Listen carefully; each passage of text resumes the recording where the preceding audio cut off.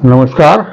मैं बनारस हिंदू विश्वविद्यालय के कार्डियोलॉजी डिपार्टमेंट में हूँ इस समय, और हमारे सामने हैं डॉक्टर ओम शंकर, जो इस विभाग के अध्यक्ष हैं, जो पिछले करीब 1.5 साल से कार्डियोलॉजी के पेशेंट्स के लिए, गंभीर मरीजों के लिए बेड की लड़ाई लड़ रहे हैं। बेड उपलब्ध है, आवंटित है, उसके बावजूद विभाग को नहीं दिया जा रहा है, बल्कि उसमें ताला लगा दिया गया है। इसकी ये बातें जब चर्चा में आई और डॉक्टर ओम शंकर जी ने इसकी शिकायत पीएमओ और स्वास्थ्य मंत्रालय तक की, तो उसके बाद एक जांच कमेटी जांच खुद केंद्रीय चिकित्सा राज्य मंत्री ने की। उसके बाद जिले स्तर पर कलेक्टर ने एक कमेटी बनाई और उस कमेटी में यहाँ के सीएमओ को शामिल किया गया। सीएमओ और एडीएम आकर के यहाँ उन्होंने जांच पड़ताल की, और ये जांच पड़ताल करके जो उन्होंने रिपोर्ट दी है डीएम को, उस रिपोर्ट पर मैं आज डॉक्टर ओम शंकर से बातचीत करूंगा कि ये जो रिपोर्ट आई है, ये जिसमें ये बताया जा रहा है कि बीएचयू प्रशासन क्या और अस्पताल प्रशासन ने जो कुछ भी इधर बीच में बेड्स रोके हैं या उनमें तालाबंदी की है, वो जायज है।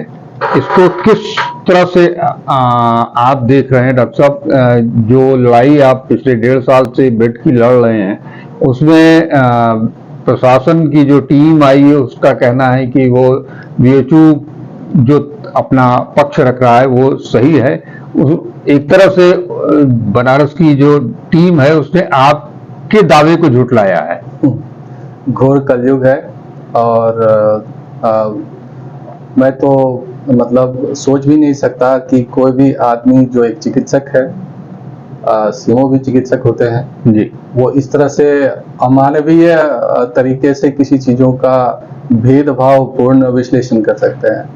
दूसरी बात जो है, एक जो एडीएम सिटी साहब आए थे, जो उनका पहले दिन से रवैया, ये आज नहीं, जब वो आए थे, इन दोनों महोदय का जो रवैया था पहले ही उजागर हो गया था कि ये लोग प्रिजुडिस्ड हैं, उनके दिमाग में दुर्भावना है और हृदय रोगियों से के प्रति दुर्भावना से ग्रसित होकर जांच करने आए थे। सबसे पहले अगर आप जांच अधिकारी है तो आपका दिमाग जो है वो साफ होना चाहिए। और जिस दिन आए थे जांच करने के लिए, मीडिया के कई मित्र जो बहुत ही प्रतिष्ठित मीडियागण है, जितने भी आप, वो सारे लोग वहाँ मौजूद थे, और एलआईयू के लोग मौजूद थे, और उनके सामने जिस बदतमीजी से बात की है और जिस तरीके से हमारी बात सुने बगैर उन्होंने अपने तेवर दिखाए,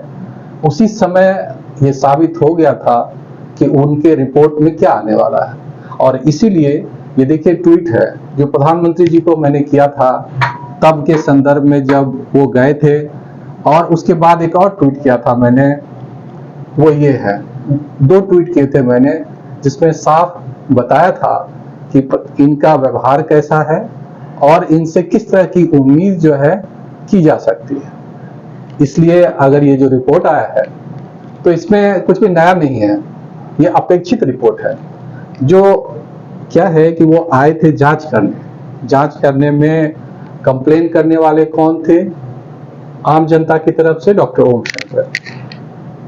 जब जो व्यक्ति कंप्लेनेंट है, कोई भी न्याय का बेसिक रूल है कि उनके पहले दुख को जाना जाए, वो क्या कहना चाहते हैं। अगर आप पूरे रिपोर्ट में पढ़ेंगे तो उसके 70 से 80% में सिर्फ ये लिखा हुआ है कि एक चिकित्सा अधीक्षक महोदय जो यहाँ पर हैं वर्तमान के, उन्होंने क्या कहा है, सिर्फ वो लिखा हुआ है। ये कुछ भी नहीं लिखा हुआ है कि डॉक्टर ओम शंकर ने क्या कहा। जब वो यहाँ आने वाले थे उससे एक रात्रि पहले, यानी कि 19 तारीख के रात को 7:30-8 के लगभग सीएमओ साहब ने मुझे फोन किया। उन्होंने कहा कि ऐसी बात है, मैं इस बिंदु पर आपके विचार जानना चाहता हूं। तो मैंने लिखित विचार उनको व्हाट्सएप द्वारा रात्रि को उसी समय अवगत कराया। पहला विचार 8:10 पर है, जो उनके व्हाट्सएप से कोई भी चेक कर सकते हैं, वो झूठ नहीं बोलेगा उनका व्हाट्सएप कि मैंने क्या लिखे हैं उनके व्हाट्सएप पे। उसके बाद फिर उसकी अलग अलग विवेचना और प्रश्न जो पूछने थे प्रशासन से उनको, वो प्रश्न भी मैंने भेजे थे, और जो सत्यापित करना था, वो क्या क्या बिंदु थे जिनको सत्यापित करना था। मेरे आरोप क्या थे ये जानना बहुत जरूरी है। जी। मेरे आरोप थे कि बनारस हिंदू यूनिवर्सिटी के सर सुंदरलाल अस्पताल के अधीन आने वाले जितने भी टेरिटरीज है, उसके अंदर 2 विंग में हृदय विभाग के पहले से आवंटित 45 बेड है, और उसको बाद में 41। ये 45 बेड जब 1.5 दशक पहले ही मरीजों को सुविधाएं देने में असफल और असमर्थ हो रही थी, तो प्रधानमंत्री महोदय ने हम लोग के लगातार किए जा रहे आंदोलनों को संज्ञान लेते हुए और बातों की सच्चाई को मापने के बाद जहां बैठे हैं उस सुपर स्पेशलिटी भवन के निर्माण की संस्तुति की, और उसका प्रायोजन क्या था कि हृदय विभाग के पास जो वर्तमान में 45 बेड है, वो 1.5 दशक पहले ही आम जनता को समुचित स्वास्थ्य सेवाएं देने में असमर्थ है। तो इसलिए उनको 41 और बेड दिए जाए। उसकी वजह क्या थी कि हृदय की बीमारियां पिछले दशक में और उससे पहले के दशक में बहुत ही तेजी से इस देश में बढ़ी है। इतनी तेजी से बढ़ी है कि यहाँ पर पूरी दुनिया में कोविड महामारी 3 साल में जितनी महामारी पैदा नहीं की, जितना भयावह स्थिति पैदा नहीं की, और जितने लोगों की मौत की वजह नहीं बनी, उससे ज्यादा मौतें सिर्फ 1 वर्ष में भारतवर्ष में हो रही है। पूरी दुनिया में जितनी कोविड से मौतें हुई, भारत में जितनी मौतें हुई कोविड से, उससे 10 गुने ज्यादा हर साल सिर्फ हृदय की बीमारियों से लोग मर रहे हैं। लोग कोविड के लिए इतने चिंतित हैं, तब कह रहे थे कि अस्पताल नहीं है और बेड नहीं है।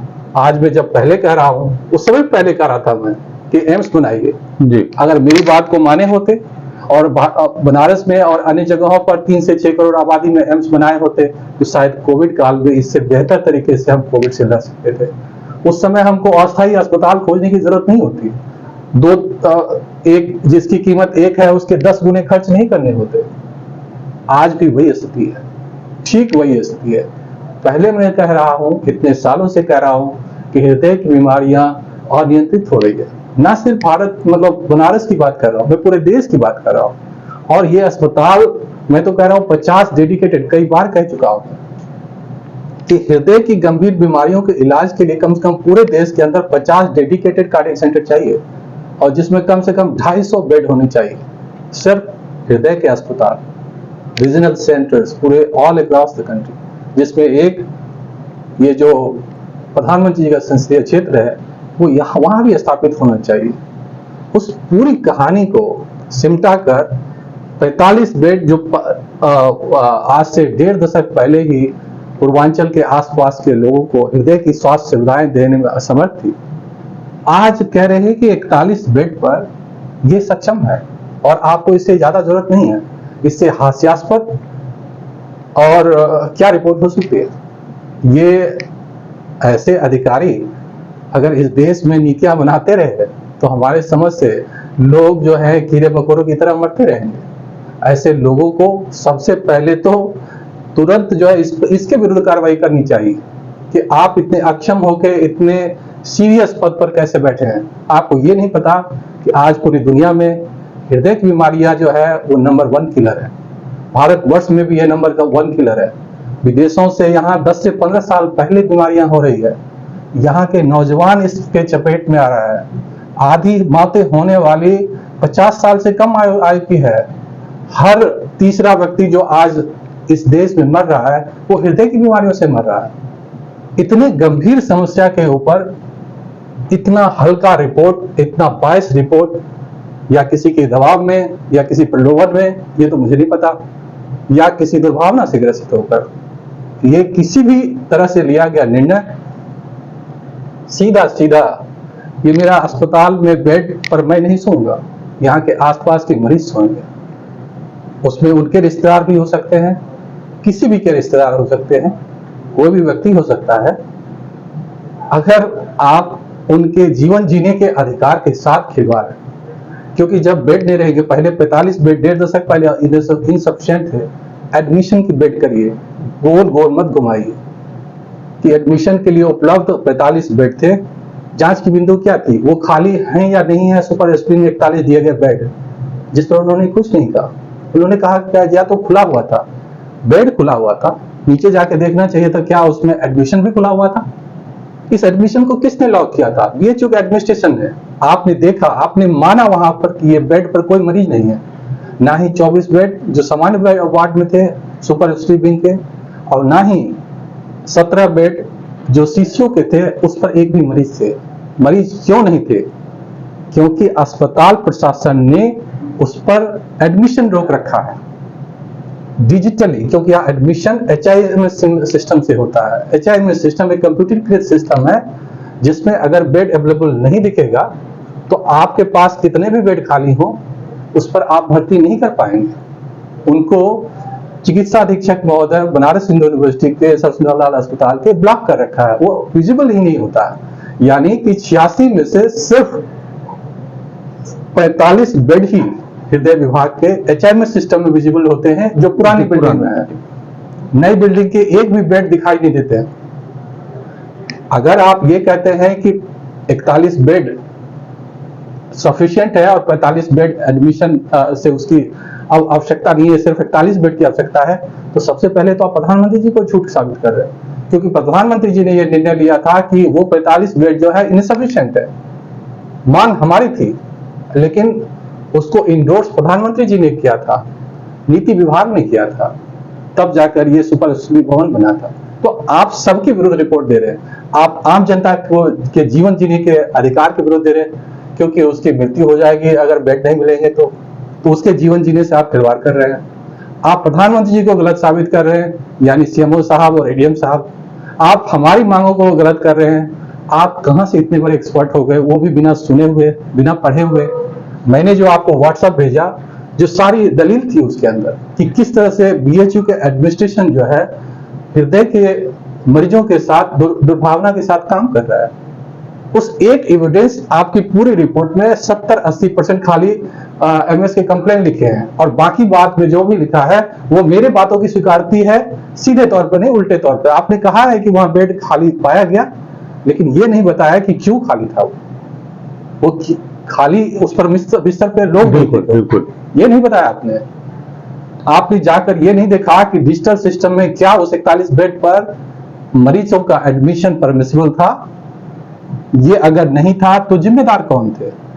एक और बात समझना होगा, जो ये पूरी भवन सुपर स्पेशलिटी बनी है जिसमें हृदय विभाग को बेड एलोकेटेड हैं, वो हृदय विभाग के लिए स्पेशल तौर पर बने हुए हैं, और उसको 45 बेड पुराने बिल्डिंग में और 41 बेड नए सुपर स्पेशलिटी भवन में स्पेस एलोकेशन कमेटी ने नहीं किया है एलोकेट, बल्कि बनारस हिंदू यूनिवर्सिटी की जो संवैधानिक बॉडी है, जिसको हॉस्पिटल मैनेजमेंट कमेटी कहते हैं, उसने आवंटित की। उसके आधार पर इन भवन में हृदय विभाग के लिए स्पेशली, जैसे ये कैथ लैब, इसको आप दिखाइए, ये स्पेशल जनित है, इसको कोई बेड की तरह नहीं आप समझ सकते हैं। ये पहले से बने हुए हैं, ये बना हुआ, ये निर्मित हुआ, निर्माण के समय से इसकी जब खाका और पूरा स्ट्रक्चर तैयार किया गया था, सोच तैयार की गई थी, उसमें ये समाहित था।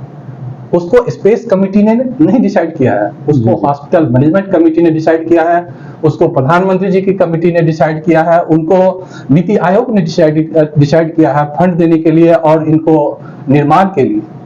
और जब ये सब निर्मित हो गए तो एक उसके बाद बेड को हथियाने के लिए अपने डिपार्टमेंट में, जो कि मेडिसिन और सर्जरी विभाग के जो सामान्य स्पेशलिटी थी, जिसकी आज आवश्यकता नहीं है, लोग ज्यादातर लोग सुपर स्पेशलिटी की तरफ भाग रहे हैं, आज सुपर स्पेशलिटी का जमाना है, वो अपने विभाग में बेड हड़पना चाह रहे हैं। उनको मेडिसिन विभाग के अंदर मानकों से उनके पास 69 बेड ज्यादा हैं इस स्पेस एलोकेशन कमेटी के द्वारा एलोकेटेड। सर्जरी विभाग में 62 बेड ज्यादा है, ऑप्शन गायरी में 60 बेड ज्यादा, 60 बेड नहीं, 110 बेड ज्यादा है। और हृदय विभाग में पहले से आवंटित 45 बेड से भी घटाकर 41 बेड कर दिया है। इस आवंटन का और इस कमेटी का ऐसा क्यों हुआ? क्योंकि ये जो कमेटी थी, स्पेस एलोकेशन कमेटी, एक हॉस्पिटल मैनेजमेंट कमेटी के ऊपर बनाया गया, जो कि सरासर गलत है। ये ऐसी कमेटी, इसका ये ऐसा मतलब होता, हॉस्पिटल मैनेजमेंट कमेटी को आप सुप्रीम कोर्ट मान सकते हैं, क्योंकि वहां वैसे ही रिप्रेजेंटेशन होता डेमोक्रेटिक तरीके से, क्योंकि सभी विभागों के विभागाध्यक्ष उसके मेंबर होते हैं। लेकिन स्पेस एलोकेशन कमेटी में, जिसकी की कोई संवैधानिक संरचना बनारस हिंदू यूनिवर्सिटी एक्ट और इंस्टीट्यूट में नहीं है, उसके विरुद्ध बनाई गई कमेटी में जो महोदय चिकित्सा अधीक्षक हैं, उनके 4 चहेते लोग थे उसके अंदर, और उन्होंने वही निर्णय लिया जो चिकित्सा अधीक्षक चाह रहे थे। वहां पर जिसका बेड आप छीनने का निर्णय ले लिया, उसका कोई अधिकार नहीं है आपके पास। यानी कि ये ऐसा निर्णय था, ये स्पेस एलोकेशन कमेटी जो है, जो कि चिकित्सा अधीक्षक महोदय ने अपने चहेतों के लिए बनाया गया, जो असंवैधानिक है, उसको आप लोअर कोर्ट मान सकते हैं। और जो हॉस्पिटल मैनेजमेंट कमेटी है, जो संवैधानिक संरचना है बनारस हिंदू यूनिवर्सिटी की, जिन्होंने की कार्डियोलॉजी डिपार्टमेंट को पुराने बिल्डिंग में 45 और नए बिल्डिंग में 41 बेड दिया था, वो सुप्रीम कोर्ट की तरह है। यानी कि लोअर कोर्ट ने सुप्रीम कोर्ट को आदेश दिया कि आपके फैसले गलत हैं और ये बेड जो है छीनकर सभी विभाग को दे देना चाहिए। कितना हास्यास्पद है, कितना डेरोगेटरी है। तो उनका कहना है कि ये मेरी गलती थी, अब क्या होगा, इससे मरीज मरेंगे, तो गलती किसकी होगी? सीएमओ की और जो एडीएम साहब जो आए थे उनकी। इससे जनता में प्रधानमंत्री जी के विरुद्ध जो है एक भावना उत्पन्न होगी। ये उत्पन्न इसलिए, उसका क्या दूरगामी प्रभाव होगा? आगे चुनाव आना है 24 में, तो सीएमओ वाराणसी और एडीएम जो है वो प्रधानमंत्री जी को 24 के चुनाव में हरवाना चाहते हैं, इसलिए उनकी छवि खराब कर रहे हैं। वो चाहते हैं कि समाज में प्रधानमंत्री जी के विरुद्ध फैसले जाए, इसलिए बनारस हिंदू यूनिवर्सिटी के कुछ अधिकारियों से मिलकर उन्होंने गलत रिपोर्ट तैयार की है, जिसमें कि एक तरफा बयान है। कोई भी report law of natural justice के खिलाफ है। अगर आपने किसी के विरुद्ध अगर फैसला देना है और आपने उसको मौके नहीं दिए, उसको बार बार मौके देना है। जितनी बार में वो अपनी बात कह पाई, आपने तो एक बार भी मौका नहीं दिया। आप आए थे जांच करने के लिए और जज बनकर फैसला सुनाकर चले गए। आप धमकी दे रहे थे हमें। महिला वहां कर्मचारी थी, भले वो अपनी बात मेरे विरुद्ध कर रहे थे, लेकिन उससे कोई मतलब नहीं था। वो भी बनारस हिंदू यूनिवर्सिटी के अधिकारी, वो अपनी बात कह रहे थे, वो अपनी कुर्सी बचा रहे थे। लेकिन इसका मतलब ये नहीं कि आप उसको अपमानित कर सकते हैं, ये आपका काम नहीं है। और हम लोग आपसे नीचे के अधिकारी नहीं, आप तो अपने चपरासी के साथ भी अभद्रता से बात नहीं कर सकते जी। सबका सम्मान बराबर है भारतीय संविधान में। आप पद के ऊपर हो सकते हैं, पद के नीचे हो सकते हैं, लेकिन हर व्यक्ति से गरिमा के साथ बात कर सकते हैं। और पर्सनल वेंडेटा की तरह आप किसी भी अपनी ईगो शांत करने के लिए आप प्रधानमंत्री जी को चुनाव हरवाने के लिए राजनीति नहीं कर सकते। आपने राजनीतिक फैसले लिए हैं, ये संवैधानिक फैसला नहीं है, ये न्यायिक फैसला नहीं है, और इसके दूरगामी प्रभाव सिर्फ और सिर्फ प्रधानमंत्री जी को अगले चुनाव में नुकसान करवाएगा। तो हमारी समझ से मैं तो प्रधानमंत्री जी से निवेदन करूंगा कि इन दोनों अधिकारियों को तुरंत प्रभाव से इस पर कार्रवाई की जानी चाहिए और साक्ष्य देखने चाहिए कि किस आधार पर आपने कहा। वहां डॉक्टर ओम शंकर ने कौन से साक्ष्य दिए? अगर आपने व्हाट्सएप खोल के देख लिया होता तो उसी में मैंने आने से पहले इसलिए भेजा था कि ताकि आपको पता हो। मैंने पहले से जब बात कर रहा था, जब मैं पहले से बात किया था सीएमओ साहब से, जब उन्होंने इन्वाइट किया था, तभी वो मेरी नहीं सुन रहे थे। मैंने कहा कि आप पहले से दुर्भावना से ग्रसित हो। बोला नहीं, आप मुझे नहीं जानते, मैं बिल्कुल साफ सुथरा आदमी हूँ, ये हूँ वो हूँ। मैंने कहा बहुत अच्छी बात। तो मैंने पूरे जो एविडेंस थे उनके व्हाट्सएप पे रात को ही भेज दिया था, रात के 8:10 से 10 बजे के बीच में, और सारे तथ्य बताए थे उसको। लेकिन उसको पूरी तरह से नजरअंदाज किया गया। ऐसा कहीं आप रिपोर्ट पढ़ लीजिए जी जी, मैं आपको सारे भेज दूंगा, उसको दिखा दूंगा अपने व्हाट्सएप पे, जो मैंने उनको व्हाट्सएप भेजा है। जी जी। और एक भी उस पर अगर कोई संज्ञान लिया उन्होंने, तो सीधा सीधा कह रहा है कि सीएमओ महोदय और एडीएम जो नगर आपूर्ति थे वो बिल्कुल ही बायस थे, आम जनता के विरुद्ध थे, प्रधानमंत्री जी के विरुद्ध थे, और उन पर कार्रवाई की सबसे पहली जरूरत है। और दोषी कौन है ये कोई भी आके जान सकता है। उसमें क्या क्या उन्होंने आरोप लगाए मेरे पे, उसका भी मैं जवाब देता हूं, तो वो भी बहुत जरूरी है।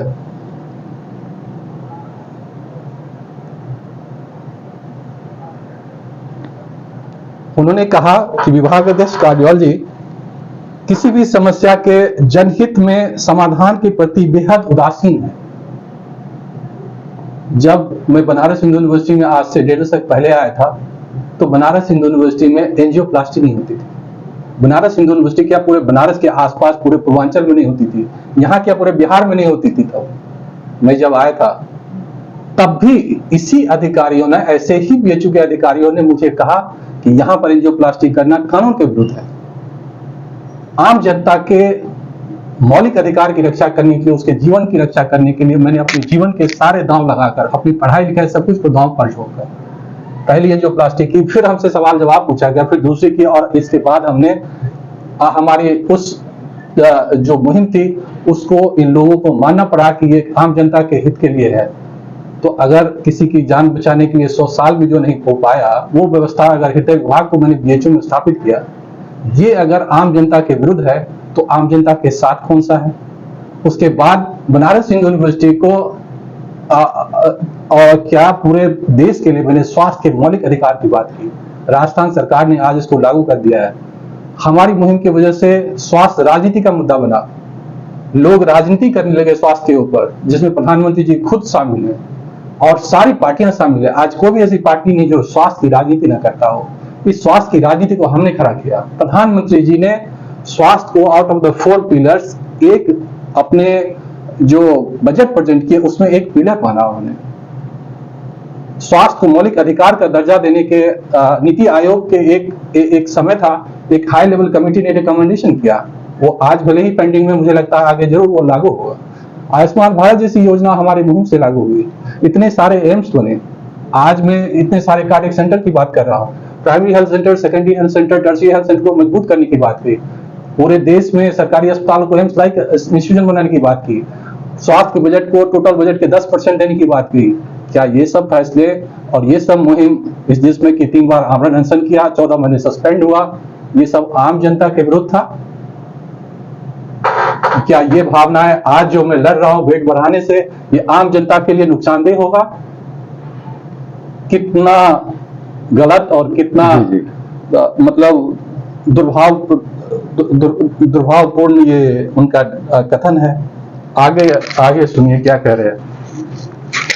प्रशासनिक मुद्दों को उचित पटल पर न लेकर सुलझाने की बजाय विभिन्न माध्यमों से प्रचारित जनता को भ्रमित किया जाता है। अब सबसे पहले मैंने कम से कम इस जो इनइक्वल डिस्ट्रीब्यूशन ऑफ बेड्स हैं, इसका मामला सुलझाने के लिए चिकित्सा अधीक्षक वर्तमान के जो तब भी थे उनको दसियों पत्र लिखे, एक नहीं। तो सबसे पहले उनके बाद हमने यहाँ के निदेशक महोदय को पत्र लिखा, फिर 4 पत्र मैंने यहाँ के कुलपति महोदय को लिखा, उसके बाद प्रधानमंत्री जी को, राष्ट्रपति जी को, शिक्षा मंत्रालय, एचआरडी मिनिस्ट्री को और स्वास्थ्य मंत्रालय केंद्रीय, इनको पत्र लिखे। अगर ये उचित माध्यम नहीं है तो क्या उचित माध्यम है? और जब यहाँ पर सुनवाई नहीं होगी तो आम जनता के मुद्दे कहाँ पर बताए जाएंगे? अगर उनके साथ कोई भेदभाव और अत्याचार होगा तो मैं हृदय विभाग का आज सबसे जिम्मेदार अधिकारी हूँ। अगर हृदय के रोगियों के साथ कोई अत्याचार होगा तो उसके अत्याचार को उठाने वाला मुद्दा कौन होगा? हृदय विभाग के विभागाध्यक्ष, वो मैं हूँ और अपनी जिम्मेदारी निभा रहा हूँ। इसलिए मैंने जितने भी काम किए हैं उचित माध्यम से किए हैं, कोई भी अनुचित मार्ग को कभी नहीं अपनाया। उसके बाद आगे का जो आरोप है, उच्च अधिकारियों के विरुद्ध अनुचित और अशंसनीय भाषा का प्रयोग किया जाता है। उच्च अधिकारी महोदय के जो आज चिकित्सा अधीक्षक है उसको मैंने नहीं भ्रष्ट कहा है, उसको एक कमेटी ने भ्रष्ट कहा है। कमेटी जो ज्योति शुक्ला मैम के अध्यक्षता में गठित की गई थी, जब ये ब्लड बैंक के इंचार्ज थे तो अपने आप से ये इंचार्ज बन गए थे जबरन। इनको किसी ने इंचार्ज नहीं बनाया, जबरन उन्होंने ब्लड बैंक को कैप्चर कर लिया था।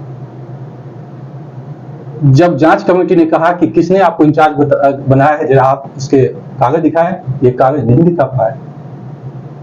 ये जो ब्लड बैंक आप चला रहे हैं, उस ब्लड बैंक का इंचार्ज क्यों उनसे कागज मांगा गया? क्योंकि उसके इंचार्ज सिर्फ पैथोलॉजी डिपार्टमेंट के हो सकते थे, जबकि चिकित्सा अधीक्षक महोदय मेडिसिन विभाग के थे, और इसलिए उनको कोई भी आधिकारिक तौर पर ब्लड बैंक का इंचार्ज बनाना जाना ही अवैध था, यानी इनका अवैध कब्जा था ब्लड बैंक के ऊपर। उसके बाद वहां पर सैकड़ों बोतल ब्लड दिए थे आईटी के छात्रों ने, जो गायब हो गए, उसका कोई रिकॉर्ड नहीं मिला, कोई साक्ष्य नहीं प्रस्तुत कर पाया। जब इनसे ये पूछा गया कि आपने जो ये जो ब्लड बैंक चला रहे हैं उसका लाइसेंस कहाँ है, तो बिना लाइसेंस के चल रहा था वो ब्लड बैंक। और इन सब के अपराध के दोष में जो व्यक्ति ब्लड बैंक में नहीं थे उनका नाम दिया था। इनको बोला गया था कि व्यक्ति फ्रॉड है। रिपोर्ट ने कहा, ये मैंने नहीं कहा, मैं जो कह रहा हूं उसी की बात को दोहरा रहा हूं, जो सत्यापित फैक्ट है। और जिनको भी चाहिए, मैं चाहे वो सीएमओ साहब को चाहिए तो उनको दिखाऊंगा, प्रधानमंत्री जी को चाहिए तो उनको रिपोर्ट दिखाऊंगा, डीएम साहब को चाहिए तो उनको, एडीएम साहब को चाहिए तो उनको, आम जनता को चाहिए तो उनको दिखाऊंगा। एक जिनके ऊपर इतने गंभीर आरोप थे, जिनको पद से उसकी वजह हटाया गया था, आज पुनः क्यों चिकित्सा अधीक्षक बने हुआ है। मैं वही कह रहा हूं जो कमेटी कर रही है, मैं अपने मन से कुछ भी नहीं कर रहा। उसके बाद क्या है आरोप, चिकित्सा विज्ञान संस्थान में विभागों को सैया का आवंटन हॉस्पिटल स्पेस एलोकेशन कमेटी द्वारा किया जाता है। ये बिल्कुल ही गलत है।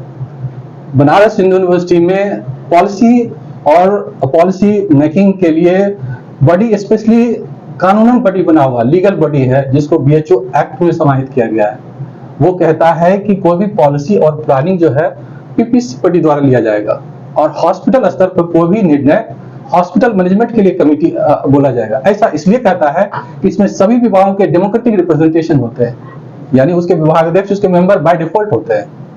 और अगर आप किसी के विरुद्ध अगर कोई काम करेंगे तो वो अपनी, ये इसलिए जरूरी है क्योंकि अगर आप किसी के विरुद्ध कोई निर्णय लेंगे तो वो व्यक्ति अपनी बात कह पाएगा। इसलिए ये संवैधानिक संरचना है। आज आपने इस संवैधानिक संरचना की धज्जियां उड़ा दी है। आपने हॉस्पिटल चलाने के लिए हॉस्पिटल मैनेजमेंट कमेटी बनाई है, जिसमें ये लोग नहीं है, जबरन बनाया जो गैर कानूनी है। आपने इंस्टीट्यूट चलाने के लिए इंस्टीट्यूट अफेयर्स कमेटी बनाई, वो भी गैर कानूनी है, वो भी बनारस हिंदू यूनिवर्सिटी एक्ट में कहीं मेंशन नहीं है। आप अभी एडवर्टीजमेंट निकाले हैं बनारस हिंदू यूनिवर्सिटी में टीचिंग फैकल्टी का, और आपके पास एग्जीक्यूटिव काउंसिल नहीं है, जो इसकी हाईएस्ट अथॉरिटी है, जो फाइनल अप्रूविंग अथॉरिटी है टीचिंग के लिए, उसके बगैर चला पूरे अस्पताल को मनमाने ढंग से, गैर कानूनी ढंग से न सिर्फ चला रहे बल्कि बेच भी रहे। कायाकल्प योजना में जो पैसे आए थे वो आम जनता के कायाकल्प के लिए थे, न कि पत्थर के ऊपर टाइल्स लगाकर पैसे इकट्ठा करने के लिए। अब आपका क्या स्टैंड होगा? स्टैंड है कि सबसे पहले तो मैं सबको अवगत कराऊंगा इस फैक्ट से जी कि बनारस हिंदू यूनिवर्सिटी के अधिकारी अब यहाँ के जो डिस्ट्रिक्ट एडमिनिस्ट्रेशन है उसके साथ मिलकर किस तरह से आम जनता को गुमराह कर रही है, हृदय रोगियों के स्वास्थ्य के अधिकार, जीवन जीने के अधिकार को छीन रहे हैं, और प्रधानमंत्री जी को एक साजिश की तरह 2024 के चुनाव में कैसे हरा रहे हैं। इसको एक मुहिम चलाकर मैं आम जनता को अवगत करूंगा, पत्र लिखूंगा प्रधानमंत्री जी को, और पूरी मुहिम के बाद अभी अगर नहीं हुआ तो फिर आंदोलन करेंगे। सुना आप लोगों ने कि किस तरह से एक चिकित्सक अपने मरीजों के लिए विश्वविद्यालय प्रशासन, अस्पताल प्रशासन के साथ साथ अब जिला प्रशासन से भी अकेले दम पर लड़ रहे हैं। उनकी व्यक्तिगत कोई आकांक्षा नहीं है, जैसा उन्होंने बताया। जो कुछ भी आरोप उनके ऊपर लगाए गए हैं वो पूरी तरह से निराधार हैं, और उनकी सिर्फ एक मांग है कि हृदय रोगियों की संख्या जिस तादाद में बढ़ रही है उस तादाद में अस्पताल को, उस विभाग को सुविधाएं उपलब्ध हो, ताकि ज्यादा से ज्यादा मरीजों को निरोग किया जा सके, उनकी जो तकलीफें हैं उनको कम किया जा सके।